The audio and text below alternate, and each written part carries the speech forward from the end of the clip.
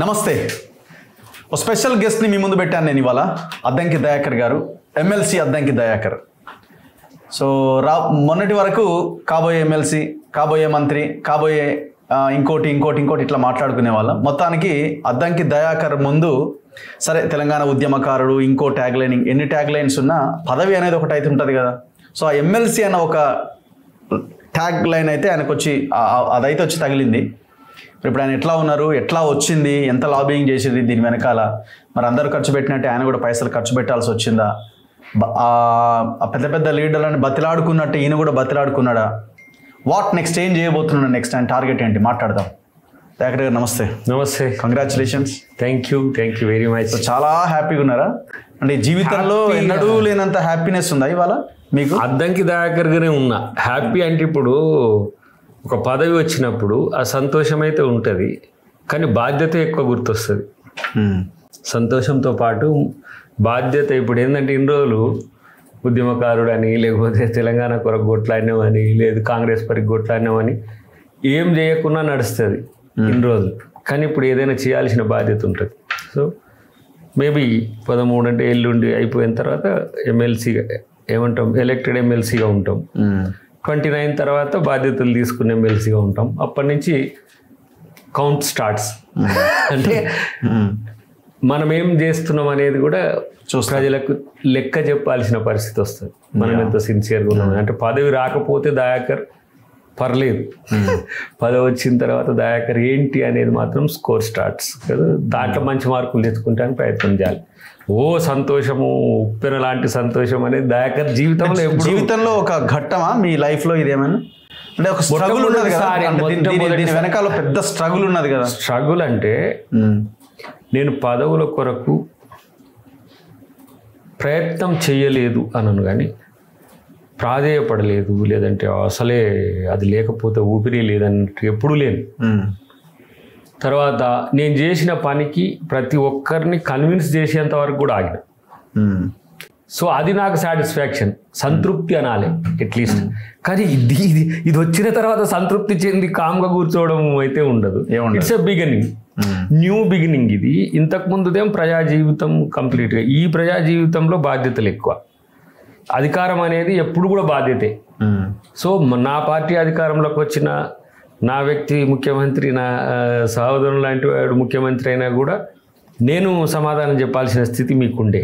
ఇప్పుడు నేనే నేరుగా అయినాక డెఫినెట్గా అది ఇంకెక్కువ రెస్పాన్సిబిలిటీ ఉంటుంది. సో దాంట్లో కూడా ఇంతకంటే మంచి మార్కులు తెచ్చుకోవడానికి ప్రయత్నం చేయాలి. అద్దంకి దయాకర్ని ఇక నుంచి చూసే విధానంలో ఏమైనా మార్పు ఉంటుందా? ఇప్పుడు ఆయన ఎమ్మెల్సీ, సో ఆయనకి ఇప్పుడు ఇంతవరకు నేను అహంభావంగా ఉన్న, టైం ఇవ్వకపోయినా, లేకపోతే ఎట్లా ఉన్నా నాకు నన్ను అనే వాళ్ళు ఎవరు లేరు. సో ఇప్పుడు ఇంతకు ముందు కంటే ఇంకా మంచిగా ఉండాల్సిన సందర్భం, క్యాలిక్యులేటెడ్గా ఉండాలి. మేమే చెప్పేది కదా మీతో, అధికారం వచ్చిన తర్వాత మంచి బిహేవియర్ని బట్టి ఉంటుందని. ఇంకా కొంచెం ఏమంటాము ఇరిటేషన్స్ ఉన్నాయి, ఇంకా కొంచెము టైం షెడ్యూలింగ్ లేక ఇప్పటి వరకు కూడా కొంతమందికి సమయం ఇవ్వలేని స్థితి. ఇదంతా కూడా ఒక స్ట్రీమ్ లైన్ చేసుకొని ఇంతకంటే ఇప్పటి వరకు మీరు దాటవేయడానికి అవకాశం ఉండే, ఇప్పుడు లేదు. కుదరదు పైన పని కాదు అది, నువ్వు ఆయన్నే అడుగుపో, నేనేం చేయను, నాకు పదవి లేదు, ఇట్లా రకరకాల సిన్సియర్గా ఎఫర్ట్ పెడతా. కానీ అసలు ఇప్పుడు ఏంటంటే పంక్చువాలిటీ పెరగాలి, అందరికి సమయం ఇవ్వాల్సిన సందర్భం ఇది. ఎందుకంటే ఇది ప్రజలు ఇచ్చిన అవకాశం కదా, కాదని తప్పించుకోవడానికి ఉండదు. అంటే నాలాంటి వాళ్ళు ఇంకా రెస్పాన్సిబిలిటీగా ఉండాల్సి, ఒక రకంగా ఇది మనకు ఏమంటాం, ఒక రకమైన ప్రెషరే. సో మీ ఇంట్లో కూడా బాగా స్ట్రగుల్ ఫేస్ చేసి ఉంటారు కదా. అంటే ఇంట్లో వాళ్ళు కూడా అంటారు కదా, ఏమై పదవి లేదు, నువ్వు ఎంతో కష్టపడ్డావు, ఇది చేసినావు, అది చేసినావు. ఇప్పుడు ఏం లేదా? ఇప్పుడు ఇంట్లో ఎప్పుడు ఉండదు, ఎప్పుడు అనలేదా? అంటే ఇప్పుడు మనకంటే మనకి పదవి అని లేకపోయినా చూడాలనుకుంటారు కదా మీ ఇంట్లో వాళ్ళు. డెఫినెట్ గా అనుకుంటారు, మంచి అనుకుంటారు, కానీ రానందుకేం ఫీల్ అయ్యేది లేదు. వస్తుంది అనే ఆలోచన ఉండేది. మా అమ్మాయినా మా ఆవిడైనా సరే. ఇక మా అమ్మాయి ఇంకా ఇప్పుడు 50 years నుంచి భరిస్తుంది, మా ఆవిడ 25 years నుంచి భరిస్తుంది. ఎప్పటికైనా వస్తుంది అంటే ఇప్పుడు ఉద్యోగం వచ్చినట్టు, 50 ఏళ్ళకు ఉద్యోగం వచ్చినట్టు. కానీ ఉద్యమమే ఊపిరిగా ఉన్న వాళ్ళము, ఉద్యోగంతో సంతృప్తి చెందే కంప్లీట్గా ఉండదు. బట్ రేవంత్ రెడ్డి గారు మరింత ఈసారి దయాకర్ని ఎట్లయినా అకామిడేట్ చేయాలనే ఉద్దేశంతో ఉండే నేను ఆలోచించేది ఏంటంటే మళ్ళీ ఈసారి ఏమైనా అడ్డంకి వచ్చి క్యాస్ట్ ఈక్వేషన్ సంథింగ్ వచ్చినప్పుడు ఈసారి ఏం చెప్పాల్సిన ఈసారి ప్రజలు ఏం చెప్పి అయిన పరిస్థితి లేరు. ఒకటేమో నా ఫాల్ట్ అనుకుంటున్నారు, దయాకర్ ప్రెషర్ చేయట్లేదు అనేది. రెండేదేమో దయాకర్కు అన్యాయం జరుగుతుందనే ఒక సానుభూతి మరీ ఎక్కువ అయిపోయింది. ఈసారి రాకపోతే నేనే మీడియా ముందుకు రాలేని స్థితి వచ్చు. మీడియా ముందు కంటే ఏముంది, మీకు అన్యాయం జరిగినా కూడా కాంగ్రెస్ నేను కేసుకొస్తావు సార్ అనే పరిస్థితి వస్తుంది. బట్ నేను 2028 వరకు కూడా అవకాశం ఉంటుందా అనే దగ్గర కొంచెం ఆపాస్ట్రఫిక్ క్వశ్చన్ మార్క్లు పెట్టుకొని మెంటల్గా ప్రిపేర్ అవుతున్నా నేను. సో బట్ పోయినసారి ఫైనల్ అయ్యి ఆగింది కాబట్టి ఈసారి దాన్ని క్యారీ ఫార్వర్డ్ లెక్క గతంలో పెండింగ్ ఉన్నది ముందుకు వచ్చిన తర్వాత ఇంకా కొన్ని ఈక్వేషన్స్ వచ్చి కొంత మనం చేయాలి. కనుక మీరు శాసన మండలిలో కూర్చోబోతున్నారు. 6 ఏళ్ళు ఉంటుంది కదా ఈ పదవి? 6 ఏళ్ళు, ఇది 6 ఏళ్ళు ఉంటుంది. సో నెక్స్ట్ వచ్చే 2028 or 29 ఎలక్షన్లో ఇక మీరు పోటీ చేయరు. తర్వాత వచ్చే పార్లమెంట్ ఎన్నికల్లో మీకు ఇక అవకాశం ఉండదు. మీరు ఎమ్మెల్సీగానే పరిమితం అవ్వాల్సి ఉంటుందేమో 6 ఏళ్ళ వరకు. అది పార్టీ ఇష్టం, అంతే. పార్టీ ఇష్టం. నాకు ఇప్పుడు ఈ అవకాశం 6 సంవత్సరాల వరకు ఉన్నది. దీంట్లో వాళ్ళే బాధ్యత ఇస్తే అది చేయగలను. ఇప్పుడు నాకు ఎమ్మెల్సీగా అంటే అఫ్ కోర్స్ ఎమ్మెల్సీగా ఉన్న వాళ్ళు కూడా కంటెస్ట్ చేసి దీనికి రిజైన్ చేసిన వాళ్ళు కూడా, అది పార్టీ ఇష్టం, ముఖ్యమంత్రి గారు మా పిసిసి గారు ఇష్టం. నన్ను ఒక జనాలు ఓట్లేస్తే గెలిచేది, ఇప్పుడు ఇది మీ ఎమ్మెల్యేలు ఎన్నుకునేది. ఎమ్మెల్యే రెండింటికి తేడా ఉన్నది కదా? తేడా ఉంది. బట్ ఎట్లా అనేది ఇప్పుడు నేను ఒక ప్లెయిన్ టెక్స్ట్గా ఉంటాయి ఎప్పుడు కూడా. ఇప్పుడు నేను ఆ ప్లెయిన్ టెక్స్ట్గా ఉండబట్టే సమస్యలు లేవు. ఆశతోనో ఉన్నోనికి ఆశయంతో ఉన్నోనికి తేడా ఉంటుంది. నేను ఎప్పుడూ ఆశపడలే. ఓకే, ఒక ఆశయం ఉంది, ఏంది, బడుగు బలహీన వర్గాల అస్తిత్వాన్ని పెంచి రాజకీయాలు చేయాలనేది నా యొక్క కోరిక. 2 years బ్యాక్ చెప్పిన కదా నేనుతో, మీరు తీయండి మీ లైబ్రరీ. ఓకే, ఈ రాష్ట్రంలో ఓబీసీ మూవ్మెంట్ వస్తుంది. నేను మా పార్టీ ముందు కూడా చెప్పిన, నేను మాణిక్యం ఠాగూర్ గారు జనరల్ సెక్రటరీ ఇన్ఛార్జ్ ఉన్నప్పుడు మీరు నోట్ చూస్తే నేను ఇచ్చిన నోట్, ప్రతి ఎంపీ కాన్స్టిట్యున్సీ కింద 2 బీసీలకు ఇవ్వండి, ఒక ఎంపీ కింద 2 ఇవ్వండి. అప్పుడు చాలామంది దాన్ని దయాకర్ ఎందుకు ఇట్లా చేస్తున్నాడు, తను కూడా నష్టపోతాడు కదా. కానీ నా దగ్గర కూడా బీసీలు నాకు ఓట్లు వేయాలి కదా. నేను 2 సార్లు నష్టపోయి చెప్పినా కదా. నేను ఒకసారి బూర్ నరసయ్య గారు పోటీ చేసినప్పుడు బీసీలు అందరూ పోలోమని కాంగ్రెస్ని వదిలి బీఆర్ఎస్కి పోయారు. బొల్ల మల్లయ్య గారికి మేము అకామిడేట్ చేయలేదని ఒకసారి యాదవ సామాజిక వర్గం కుర్మాలంతా కూడా దూరమైంది. అది గమనించి నేను చెప్పినప్పుడు. కాబట్టి ఇప్పుడు నేను అంటే బడుగుల అస్తిత్వం పెరగడం అంటే నేను ఒక్కరిని చేస్తే మీరు ఒక్కరి చేస్తే ఇది కాదు. ఆ సమాజ లెవెల్లోనే ఆ చైతన్యం రావాలి. అది వచ్చే క్రమం ఉందని నేను చెప్పిన కదా. సో మీరే పాయింట్కి వచ్చారు కాబట్టి మీరు ఒక ప్రజా నాయకుడిగా, ఉద్యమ నాయకుడిగా, ప్రజల మధ్య ఉండే ఒక నాయకుడిగా మీరు ఇప్పుడు ఎమ్మెల్సీ పదవిని మీరు తీసుకోబోతున్నారు. సో భవిష్యత్తులో మీరే అంటున్నారు ఓబీసీ మూమెంట్ వచ్చింది, వస్తుంది, రాబోతున్నది, ఆ పరిణామాలు కనిపిస్తున్నాయని. మరి మీలాంటి వాళ్ళు ఎమ్మెల్సీ పదవి తీసుకొని పార్టీకి అంటి పెట్టుకొని ఏ లీడర్లు అయితే ఇలాంటి ఉద్యమాలకి దూరంగా అంటే కొంత వ్యతిరేకంగా పనిచేస్తున్నారో అలాంటి వాళ్ళకి మీరు వ్యతిరేకంగా పోరాడడానికి అవకాశం ఏముంది? ఇప్పుడు నా బాధ్యత 1 పార్టీ, 2 ప్రభుత్వం. ప్రభుత్వంలో ఎమ్మెల్సీగా ఉన్నప్పుడు ప్రభుత్వ విధానాలను ప్రజలకు తీసుకుపోవడం, క్యాబినెట్ కానీ ఇతర పెద్ద నాయకులతో ఓబీసీ, ఎస్సీ, ఎస్టీలకు సంబంధించిన కార్యాచరణ ఎట్లా తీసుకోవాలి. ప్రభుత్వంలో ఉన్నప్పుడు పోరాడడం ఉండదు కదా. ప్రభుత్వంలో ఉన్నప్పుడు పరిష్కారం చేయడం ఉంటుంది. పరిష్కారాల కోసం పెద్దలతో సంప్రదింపులు ఇట్లాంటివి ఉంటాయి. మూమెంట్లను హానర్ చేసే సంస్కృతి కాంగ్రెస్ పార్టీకి ఉంది. ఓకే, కాంగ్రెస్ పార్టీ చెబితే వినని పార్టీ కాదు. మేం చెప్పిన దాన్నే నష్టం చేయాలని చూస్తుంది బీజేపీ, బీఆర్ఎస్. మేము 42% ఓబీసీలకు రిజర్వేషన్లు ఇస్తామని ఏ ఉద్యమ సంస్థ డిమాండ్ చేసింది కాదు. మా మేనిఫెస్టోలో పెట్టుకున్నాం. మేము ఇప్పుడు ఈ సమావేశాల్లో రేపు జరగబోతున్న సమావేశాల్లో అది బిల్ అవుతున్నది. రెండవది, ఓబీసీల జనగణన విషయంలో, కులగణన విషయంలో అందరూ కూడా దాన్ని తప్పుపట్టే ప్రయత్నం చేసిండ్రు. సైంటిఫిక్గా ఉన్నది, దాన్ని ఛాలెంజ్ చేసినాం, మళ్ళీ రీసర్వేకి ఇచ్చినాం, మళ్ళీ దాన్ని ఎట్లా ఇంప్లిమెంట్ చేయాలనే దగ్గర మాతో పోటీపడి రమ్మనండి బీజేపీని, బీఆర్ఎస్ను. కొంతమంది క్యాప్ ఉంది కదా, దాన్ని ఎట్లా ప్రిసీడ్ అవుతారు, ఎట్లా ఓవర్కమ్ అవుతారు, మేము ఇస్తాం, రాష్ట్ర ప్రభుత్వం చేసే దాంట్లో ఇస్తాం. కేంద్ర ప్రభుత్వం దాంట్లో వాళ్ళు ఇస్తారు, లేకపోతే లేదు. కానీ ఇంటర్నల్ గానైనా మీరు ఒక ఫైట్ చేయాల్సిన సిచ్యువేషన్ వస్తుంది. ఫైట్ ఎందుకు? ఓబీసీ అన్న ఇప్పుడు మా నాయకుడు రాహుల్ గాంధీ గారు, మా నాయకుడు రాహుల్ గాంధీ గారి డిమాండే ఇది. కొత్తగా ఏమి దేశంలో, నాట్ ఈవెన్ స్టేట్ లో, రేపు చట్టసభలో రిజర్వేషన్ అదే రేపు రాజకీయాల్లో పదవులు ఇచ్చే క్రమంలో కొంతమంది వాళ్ళ పదవులు వదులుకోవాల్సి వస్తుంది. ఇప్పుడు మీరన్న నల్గొండ జిల్లాలోనే 2-3 ఇప్పుడు నల్గొండ జిల్లాలో నలుగురికి వచ్చినాయి బీఆర్ఎస్ తో సహా. ఎవరికన్నా వేరే కులం వాళ్ళకి వచ్చిన ఎస్సీ ఎస్టీ ఎమ్మెల్యేలు ఎంపీలు అంటున్నా అట్లా కూడా వస్తాయి. నేనేమంటున్నా, ఇది దేశవ్యాప్తంగా రాహుల్ గాంధీ గారు తీసుకున్న నిర్ణయం, దాన్ని రేవంత్ రెడ్డి గారు ఇంప్లిమెంట్ చేస్తున్నారు. ఆయన మీద బీజేపీ బీఆర్ఎస్ ఎందుకు విరుచుకపడుతున్నాయి? నువ్వేందా బాబు, నువ్వు బీసీలకు ఇట్లా చేస్తున్నావు ఏందని చెప్పే కోపమే ఇంకో రూపంలో రేవంత్ రెడ్డి గారిని పర్సనల్గా చేస్తున్నావు. అంతే తప్పితే ఎందుకు బీఆర్ఎస్ చేయలేకపోయింది, ఎందుకు బీజేపీ చేస్తలేదు, ఇది ఎవరైనా ప్రశ్నిస్తుండ్రా? బీసీ సంఘాలు కానీ బీసీ నాయకులు కానీ. ఇక్కడ మాట్లాడుతున్నది కేంద్ర ప్రభుత్వం సంబంధించిన 2 మంత్రులే. నేను బీజేపీ బిల్లా రంగాలు అంటున్నాను. నేను వాళ్ళేమో బీఆర్ఎస్ బిల్లా రంగాలు ఇద్దరు. వాళ్ళు ఒక అర్థం పర్థం లేని ఆలోచన. వీళ్ళకేమో అసలు సోయిలేదు సోకారం లేదు. మీరు ఎందుకు చేయలేదు, ఎందుకు చేస్తలేరు? ఇప్పుడు మణిపూర్లో మహిళలు మంటల్లో కాగుతుంటే మహిళా బిల్లు తెచ్చిండ్రు. ద్రౌపది ముర్ము ఇలాంటి ఒక ఆదివాసీ మహిళను అలా రాష్ట్రపతిగా పెట్టి మహిళల మీద ఏ విధంగా విరుచుకుపడ్డారో మణిపూర్లో తెలిస్తే ఆ ప్రభుత్వమే రద్దు చేసిండ్రు. కానీ తప్పు మాది జరిగిందని చెప్పలే ఇంతవరకు. సరే 25 తర్వాత వచ్చే సెన్సెస్లో డెఫినెట్గా మహిళలకు 33% వస్తాయి. కానీ ఓబీసీలది, ఓబీసీ ప్రధానమంత్రి ఉండి ఎందుకు చేస్తలేడని చెప్పి ఒక్కడు అడిగాడు. ఎందుకు అడుగుతలేరు? ఇప్పుడు మీరు బిల్లు పెడితే వాళ్ళు చేయాలా? వాళ్ళు దానికి ఏమంటారు? షెడ్యూల్ 9లో పెట్టాల్సిందే. అదే మరి వాళ్ళు అనుకుంటేనే కదా. అవసరం ఆయన ఒక్కడే ఉన్నాడా? ఇప్పుడు మోడీ ఒక్కడే ఉండే. ఎన్ని ఉన్నాయి వాళ్ళకు? ఎన్ని సీట్లు ఉన్నాయి మోడీకి? ఇప్పుడు మోడీ పార్టీకి ఉన్న సీట్లు ఎన్ని, మోడీ ఏతర పార్టీలకు ఉన్న సీట్లు ఎన్ని? అందరూ సమర్థిస్తారు కదా. వాళ్ళ అలయన్స్ కూడా చంద్రబాబు సమర్థించడా? స్టాలిన్ సమర్థించడా? తృణమూల్ కాంగ్రెస్ సమర్థించదా? బీజేపీ సింగిల్ పాయింటెడ్గా ఉన్న ఎంపీలు ఎంత, బీజేపీ ఏతర ఎంపీలు ఎంత? మేమందరం ప్రెషర్ చేస్తాం. Not even Telangana. Why out మొత్తం స్టేట్స్ అన్ని, అవుట్ ఆఫ్ ది స్టేట్స్ అని ఎందుకు చేయరు? రాష్ట్రాలకు ఇప్పుడు ఆ అవకాశం ఇవ్వాల్సిన పరిస్థితి వచ్చింది.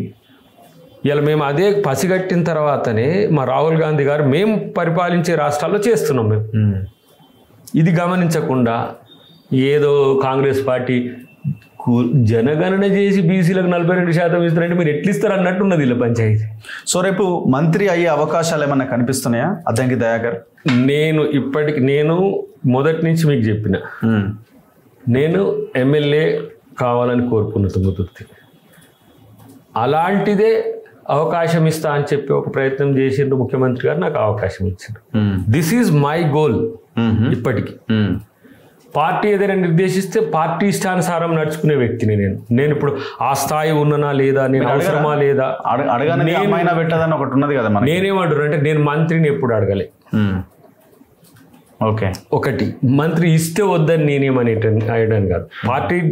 పార్టీ నిర్ణయమే శిరేదార్యం అనుకుంటే నీకు దాదాపు 2 సంవత్సరాల నుంచి ఆ పదాన్ని కూడా నేనే ఫేమస్ చేసిన. నేను పార్టీకి అవసరం అనుకుంటే పార్టీ చేస్తుంది.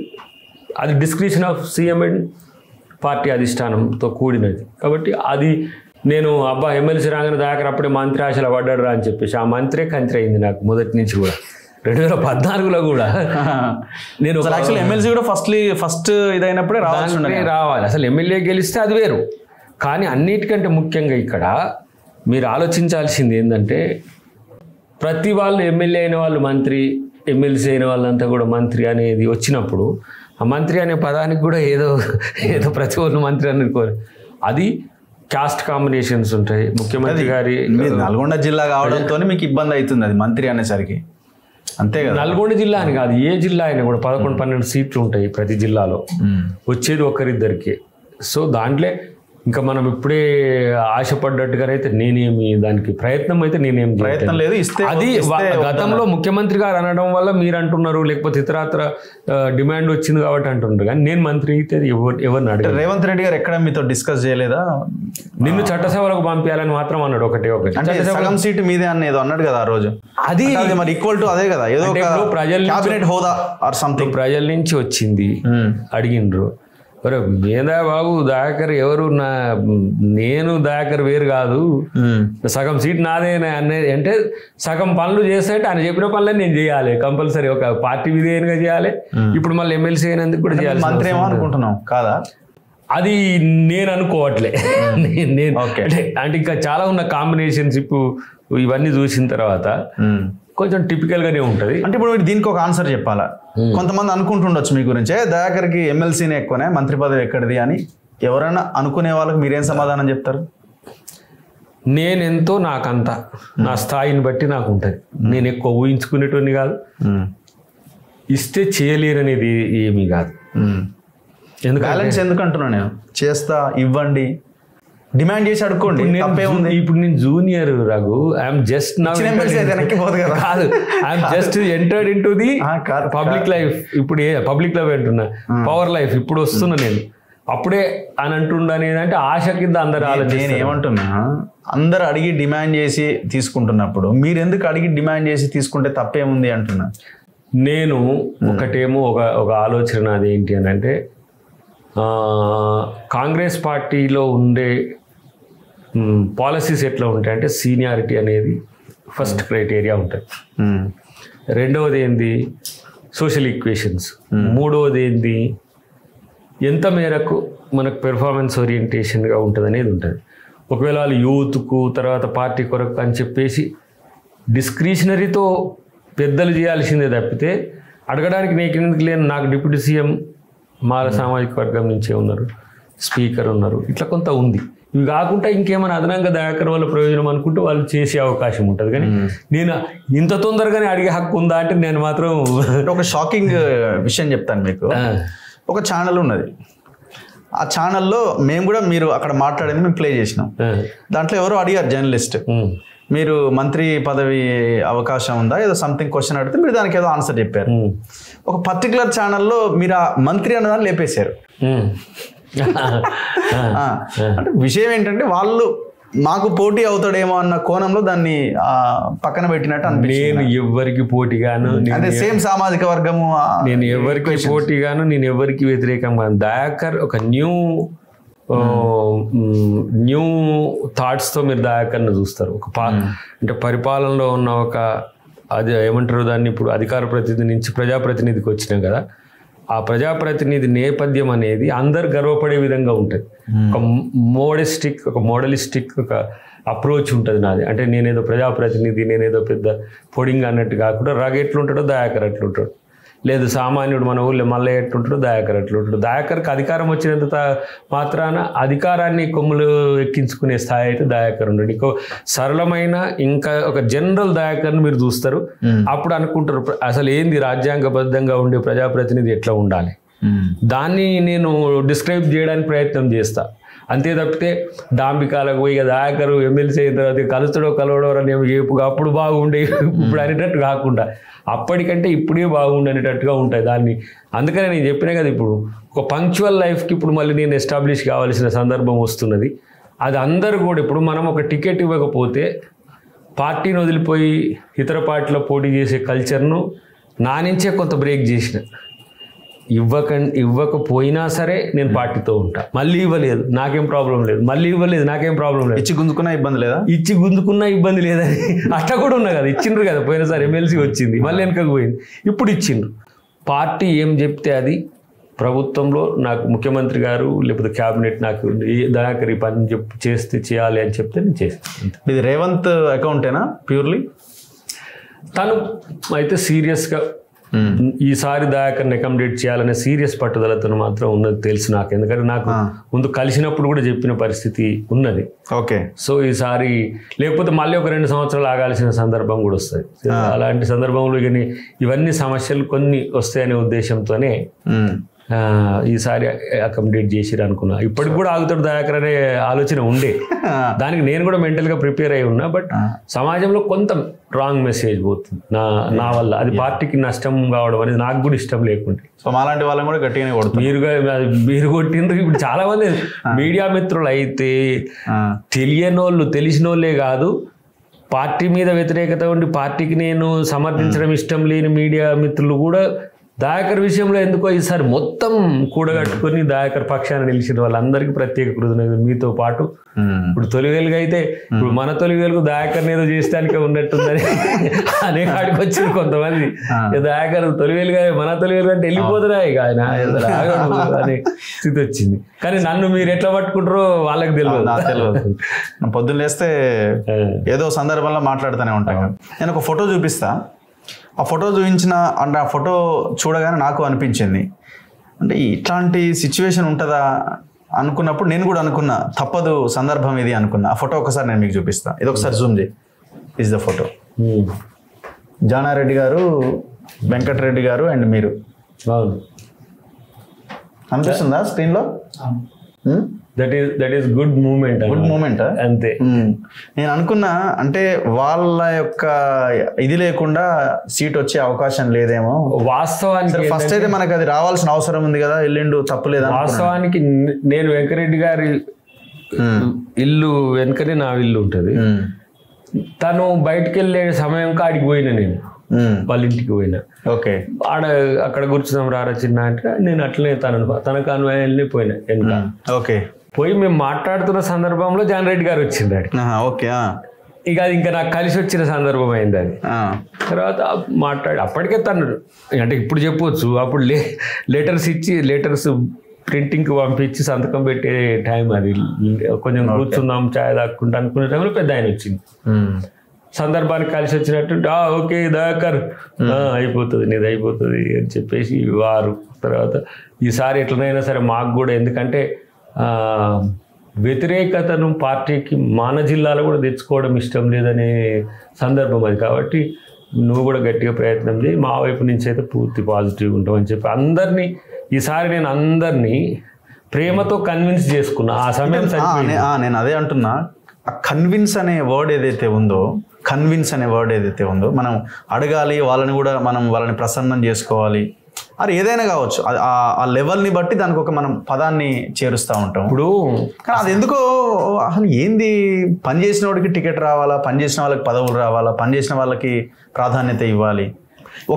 ఒకరిని అడిగితేనో ఒకరు ఎమ్మెల్యే టికెట్స్ ఏమో ఏఐసిసి పిసిసి చూసుకుంటుంది. ఇవి లిమిటెడ్ ఇష్యూస్, ఎవరి ప్రయారిటీస్ వాళ్ళకు ఉంటాయి. అట్లాంటప్పుడు ఆ ప్రయారిటీని నాకు ఇవ్వమని చెప్పడం. ఇప్పుడు జానారెడ్డి గారు శంకర్ నాయక్ గారిని ఆప్ట్ చేస్తున్నాను అనుకో, శంకర్ నాయక్ గారిని ఆప్ట్ చేస్తున్నప్పుడు కూడా నాకు కూడా నువ్వు సమర్థన చేయమని చెప్పి అడగడం, అది సీనియర్ లీడర్లు. ఎందుకు ఈ నాలుగు ఉన్నాయి, దాంట్లో ఒకటి సిపిఐకి ఇస్తే 3 ఉన్నాయి. ఎంత నేరో కాంపిటీషన్ చూసినాం, ఎంత టైట్ కాంపిటీషన్లో నాకు ఇవ్వమని నేను చెప్పి, నాకు పాజిటివ్గా ఉండమని చెప్పి అడగడం అనేది పార్టీ కల్చర్. ఎమ్మెల్యే టికెట్స్ అప్పుడు అనుకో 119 ఉంటాయి. ఇప్పుడు నా సీటుకి 23 మంది పోటీ పడ్డారు తుంగతుర్తికి. 23 మందిలో సామ్యుల్ గారికి వచ్చింది. దాంట్లో ఆయనకు మద్దతుదారుల శాతం పెరిగింది కాబట్టి ఆయనకు అవకాశం వచ్చింది. నేను పోయినసారి తుంగతుర్తిని ఎందుకు సీరియస్గా తీసుకోలేనట్టు కనిపించింది మీకు అంటే, కొంతమంది నాకు వ్యతిరేకంగా ఉన్నట్టుగా బయటికి కనబడ్డది కాబట్టి. కానీ నా టికెట్ ఫైనల్ అయింది. ఫైనల్ లిస్ట్లో దయాకర్ని రిస్క్లకు పంపొద్దని అధిష్టానం ఆర్డర్ చేసింది. అది నాకు తెలుసు వ్యక్తిగతం. కాబట్టి అధిష్టానం దృష్టిలో ఉండి ఏ మార్పులు జరిగినా నేను హ్యాపీ. కానీ ఒకటి మాలాంటి వాళ్ళ మేము కోరుకునేది ఏంటంటే, జిల్లా రాజకీయాలను అయితే చాలా వరకు మార్చాల్సిన అవసరం ఉంది. సరే, మీరు మీ పార్టీ లైన్లో ఉండి మీరు మాట్లాడుతుండొచ్చు. మేము బయట ఉండి మేము అడుగుతున్నది ఏంటంటే, ఈ ఈక్వేషన్ని మార్చాలి. ఎవరినో అడగాలి, ఎవరినో వెళ్ళి ఇది చేస్తే తప్ప మనకి సీట్ రాదనో పదవి రాదనో కింద ఉన్న కార్యకర్తలకు రావాలి. ఇప్పుడు శంకర్ నాయక్కి పదవి ఆయనకి రావాలా, ఎందుకంటే హీఈస్ ఆల్సో కామన్ కార్యకర్త, గట్టిగా వర్క్ చేసినాడు, ప్రతి దగ్గర ఆయన వెళ్ళి మాట్లాడతాడు, కొట్లాడతాడు, అన్ని రకాలుగా ఉన్నది. రావాల్సిన వ్యక్తి వచ్చింది. అది అధిష్టానం గుర్తించి ఉండొచ్చు, లేదు ఆయన కూడా లీడర్లను కన్విన్స్ చేసే ప్రయత్నంలో భాగంగా వచ్చి ఉండొచ్చు. అంటే ఒకవేళ ఆయన కూడా వాళ్ళకి వ్యతిరేకంగా ఉంటే వచ్చేదా? నేను ఇప్పుడు మీరు చెప్పండి, మీరు ఆనాడు ఏదైతే ఆ మీటింగ్లో మాట్లాడిన పదానికే కట్టుబడి ఉండి లేదేదో జరిగిపోయిందని అనకపోయి ఉంటే ఇవాళ మీరు ఈ పొజిషన్లో ఉండే వల్ల ఈ పదవి వచ్చేదా? ఎమ్మెల్యే సీటు వరకే అది. తర్వాత MP, MLC, MP, Rajya Sabha almost అలా అంతే. ఈ 3-4 ఆపర్చునిటీస్లో కూడా ఈక్వేషన్స్ అనేవి చాలా ఇంపార్టెంట్ కాంగ్రెస్లో. ఇది తెలుసుకున్నోడు సక్సెస్ అవుతాడు. ఓకే, దానికి నేను ఈక్వల్గా ప్రయాణం చేసిన కాబట్టే సక్సెస్ అవుతున్నా అని నాకు అనిపిస్తున్నది. పాలిటిక్స్ ఆ రోజు కంపల్షన్లో దయాకర్ ఒక మూమెంట్ లీడర్గా వచ్చిండు, టికెట్ నాకు తీసేసిండు. ఇప్పుడు ఏం చేసింది మేడం గాంధీ, పిలిచి నన్ను కూర్చోబెట్టి పిల్లగారు నువ్వు బాధపడకురా నాయన అని చెప్పి ఛాయ్ పోసి టిఫిన్ పెట్టి మళ్ళీ బీఫామ్ చేతులు పెట్టి పంపించింది. ఎందుకు? ఆ రోజు ఒక బలమైన నాయకునిగా నేను కాంగ్రెస్ పార్టీకి వచ్చింది. సెకండ్ టైం కూడా మార్జిన్లో ఓడిపోయిన కాబట్టి 40,000-50,000 వాళ్ళకు మనం ఇస్తున్నాము. దయాకర్ ఓడిపోయింది కూడా కాదు, ఇది 2003 పోయింది. సో తనకి ఇవ్వాలని రాహుల్ గాంధీ గారు అనుకోండి. ఈసారి నిలబడితే దయాకర్కి ఇబ్బంది అయితే కెరీరే బ్లాస్ట్ అవుతుంది. కాబట్టి ఎందుకు మనం ఈ రిస్క్లోకి ఛాలెంజ్లోకి దించాలి? అప్పుడు ఇట్లా మనం 40,000-50,000తో గెలుస్తుందని పార్టీ అంచనాల్లో ఉన్నా. జోన్ 6లోకి ఎందుకు పంపాలి? అదొక ఆలోచన ఉండే. నేను దాన్ని కూడా యాక్సెప్ట్ 1 year బ్యాక్ నేను ముఖ్యమంత్రి గారితో, ఇప్పుడు మా ముఖ్యమంత్రి గారు అప్పుడు PCC ప్రెసిడెంట్తో కూడా చర్చించిన నేను. సో ఆ సందర్భంలో రిస్క్లో నేను టికెట్ ఇప్పియగలను, నేను వచ్చి నీకు పనిచేయగలను, నీకు ఏదైనా సహకరించగలను. బట్ ఈసారి నువ్వు కనుక మిస్ అయితే కొంచెం కెరీర్ ఇబ్బందిలో పడుతుంది, ఆలోచించు అన్నాడు ఆ రోజు వారు. ఓకే, నా నిర్ణయం మీరు తీసుకోరని చెప్పిన. నా నిర్ణయం వారు తీసుకున్నందుకే నేను అంత పాజిటివ్గా సామ్యుల్ గారికి సమర్థించిన. ఏ పదవి రాకపోయినా మా నాయకుడు ముఖ్యమంత్రి కాబట్టి ఎప్పుడైనా ఇస్తారు నాకనే ఆలోచనతో ఉన్నా. ఈ శాంతం వెనుక, ఈ సంయమనం వెనుక, ఈ ఓపిక వెనుక మొత్తం కూడా ఇంత ముందు ఒక గ్రౌండ్ జరిగింది కాబట్టి చూడు ఇప్పుడు అవకాశం వచ్చింది. అందరు సంతోషంగా ఉంటారు. 2 రాష్ట్రాల్లో తెలుగు వాళ్ళందరికీ ఫోన్లతో నేను చూస్తూనే ఉన్నావు కదా, బార్ కోడ్లు పెట్టినట్టు వస్తూనే ఉన్నాయి. ఇంకా అది ఎన్ని రోజులు వస్తావు. అది తెలుగు ప్రపంచంలో ఉండే తెలుగు వాళ్ళందరూ కూడా హ్యాపీగా మూవ్ అయిన సందర్భం ఇది.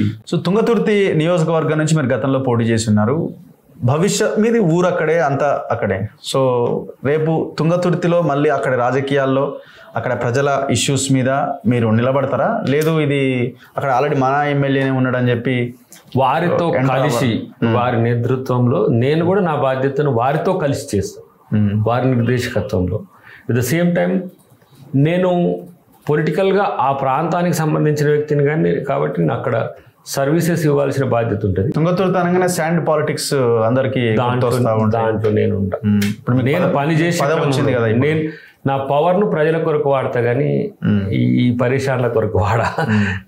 నేను ఒక అడిషనల్ సర్వెంట్ తుంగతుర్తి. ఇప్పుడు ఓకే, మెయిన్ సర్వెంట్ సామ్యుల్ గారు.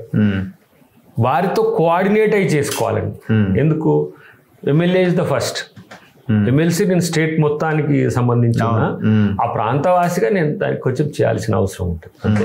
కాబట్టి డబుల్ ఇంజన్ ఇప్పుడు తుంగతుర్తికి. తుంగతుర్తి నియోజకవర్గ ప్రజలు మిమ్మల్ని కలవచ్చు, మాట్లాడవచ్చు, సమస్యలు చెప్పచ్చు. నేను నిన్న సామ్యుల్ గారు మేము కలిసి చేసినాం. అందుకని వెంకటరెడ్డి గారు మేము అంతే మా ఇంకా రాజగోపాల్ రెడ్డి గారు కూడా ఉండు కానీ ఇంకా వేరే సిపిఐకి మనం అక్కడ మునుగోడు నుంచి ఇచ్చినాం కాబట్టి వాళ్ళు అందరం కలిసి ఉమ్మడి నల్గొండ జిల్లానే కాదు, తుంగతుర్తి కాదు, మొత్తం అందరం కలిసి ఒక సమైక్య భావనతో ముందుకు పోయే పరిస్థితి వస్తుంది. సో టికెట్ రావడానికి మీరు చేసిన లాబీ కానీ డబ్బులు ఖర్చు పెట్టే విషయంలో ఏమైనా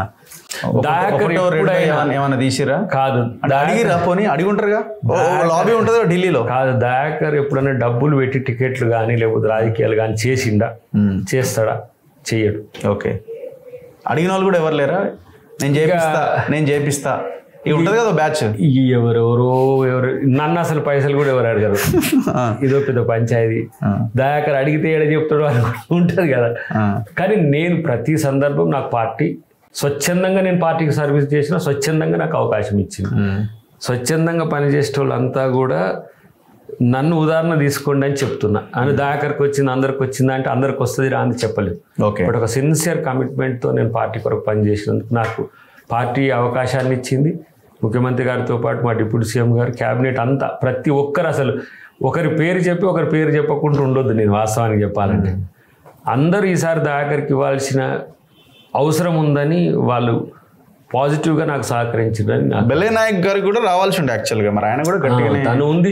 అయితే తను ఎక్కడంటే నేను అనుకుంటున్నా ఎమ్మెల్యే కంటెస్టెడ్, తర్వాత ఇవి ఏది కార్పొరేషన్స్ ఇచ్చిన వాళ్ళను రూల్ పెట్టినందుకు వారికి సీన్లో నుంచి ఆయన పనిచేసిన దానికి కార్పొరేషన్ అన్నది నథింగ్ కదా. అప్పుడు తీసుకోవడం వల్ల ఏమైందంటే ఆ రూల్ వల్ల చాలా మందికి రాలే, చాలా మంది అవకాశాల నుంచి పక్కకు పోయినారు. సో ఆ సందర్భంలోనే మీకు శంకర్ నాయక్ గారు కానీ విజయశాంతి గారు కానీ తర్వాత సిపిఐకి ఇచ్చిందంటే వాళ్ళ ఇష్టం, వాళ్ళ నామ్స్ వేరు ఉంటాయి. నాది లాస్ట్ పెండింగ్ ఉంది కాబట్టి దాన్ని క్యారీ ఫార్వర్డ్ చేసిండ్రు. అది ఇవ్వాల్సిన సందర్భం, నేను ఒకవేళ నాకు కార్పొరేషన్ మంచిది ఇస్తా అన్నా కూడా నేను మళ్ళీ పార్టీకి ఇచ్చేసేటు. అంతేనా? ఎందుకంటే ఇక ఇప్పుడు మళ్ళీ నాకున్న సమస్యలు వేరే ఉంటాయి. ఎందుకంటే కార్పొరేషన్స్ తక్కువ చూపుతో చూడను నేను ప్రజాప్రాతినిధ్యం ఉండాలి. దయాకర్ ఎమ్మెల్యేగా కంటెస్ట్ చేసి గింత ఫెమిలియర్ అయిపోయి మళ్ళీ అది ఇస్తే ఏమంటారు, మళ్ళీ దయాకర్ని దొక్కేసిండ్రా బాబు కార్పొరేషన్ ఇచ్చి మూలకు పడేసింది అనేది వస్తుంది. సో చేయకుంటున్నాం అనుకో త్యాగం వెలుగుతుంది కదా. త్యాగం ఆల్వేస్ కౌంట్స్. త్యాగంతో ఈ 14 నెలలు ఎంత ఎంజాయ్ చేసినో మీకు తెలుసు కదా. త్యాగం అనేది చాలా గొప్పది. ఒకసారి జీవితంలో త్యాగం చేయడం కూడా అలవాటు చేసుకోవాలి మనిషి. ఆ అదృష్టం నాకు వచ్చింది. ఇది త్యాగం పీరియడ్ 14 నెలలే. ఇప్పుడు చట్టసభలో మీరు అడుగు పెట్టబోతున్నారు. మీ సంపాదన ఎంత, మీ ఆస్తి ఎంత, ఈ ప్రజలకు ఏమన్నా క్లారిటీ ఇస్తారా? ఇప్పుడు నా ఎలక్షన్ అఫిడవిట్ ఏం పెట్టారు, ఎంత ఉంటుంది? నాదైతే వ్యక్తిగతంగా 4,50,000 5 లక్షలు ఉంటుంది. అంతే. మా ఆవిడ కొంచెం రిచ్ కాబట్టి ఆమెది ఒక 56 లక్షలు ఉంటుంది. మీ ఆవిడ రిచ్చా? రిచ్చా? ఇప్పుడు ఆమె టీచర్గా ఆమెకు ఉన్నాయి, ఆమె ప్రాపర్టీస్ అవి ఉంటాయి కాబట్టి ఆమె ఉంటాయి.